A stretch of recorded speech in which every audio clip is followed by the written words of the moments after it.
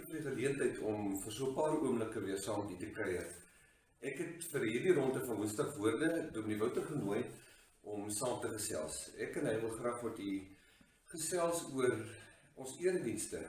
Ek wil 'n woordjie sê oor eerskomende Sondag se erediens, maar die afgelope Sondag het 'n baie interessante erediens in die saal plaasgevind. En Wouter, ons kry goeie terugvoering. Jy en Jackie, kollega Nelis, is baie opgewonde oor wat daar plaasgevind het. Vertel vir ons van die naam van hierdie erediens. Van die erediens is 'n baie interessante naam. En dan so 'n bietjie ook vir die aard van die erediens asseblief. Ja, die naam van die erediens is Verse en Fluite. Ons sal dit ook nog in die welgenoot sit. En die aard van die erediens, ja, gaan julle sien met 'n paar foto's. Dit is het 'n bietjie meer aktiwiteit in. Dit het 'n bietjie meer lede van verskillende ouderdomsgroepe in. En dit is gemik daarop om aan die een kant die verse, die Bybelverse uit te lig en dan ook die fluite te doen met aktiwiteite wat ons doen in die diens. Wouter, nou, hoe rig julle die diens in? Wie mag dit almal bywoon? Ons hoop om langtermyn dat ons dit kan oopstel vir enigiemand wat wil bywoon. Op die stadium, omdat ons nog onder beperking van getalle is, nooi ons maar mense uit, of julle kan ook skakel as julle wil deel word van hierdie erediens.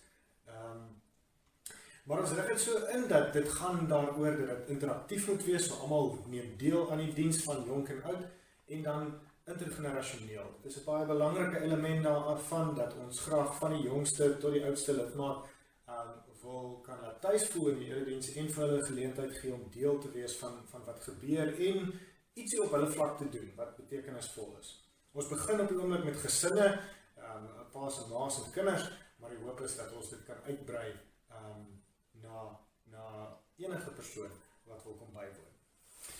'n Laaste vraag, wanneer is die volgende diens?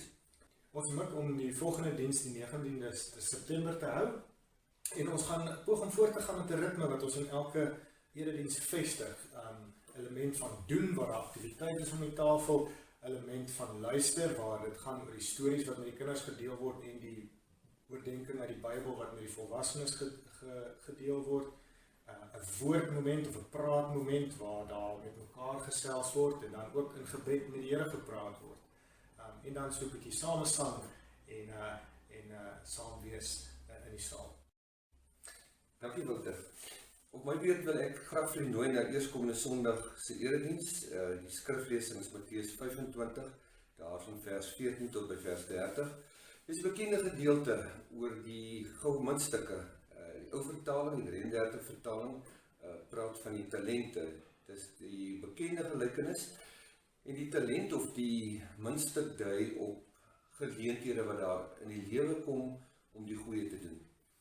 En ek wil vir u nooi om daaroor na te dink in 'n tyd dat baie mense verskeurd voel as gevolg van die pandemie, omstandighede wat vir baie mense baie moeilik is.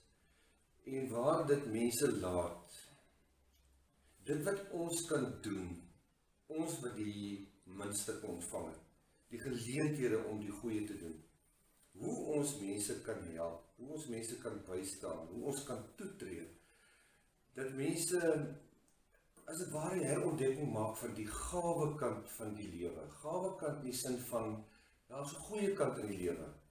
En dat mense uiteindelik, wanneer ons toegetree het, die ervaring het, ek wil nie iemand anders wees nie. Ek wil myself wees en ek is nou myself. En dit deur die toedoen van ander wat hulle muntstukke so gebruik het, dat daar kapitaal in my lewe op ingeploeg is. Kom ons dink daaroor. En ek nooi u hartlik na die diens eerskomende Sondag.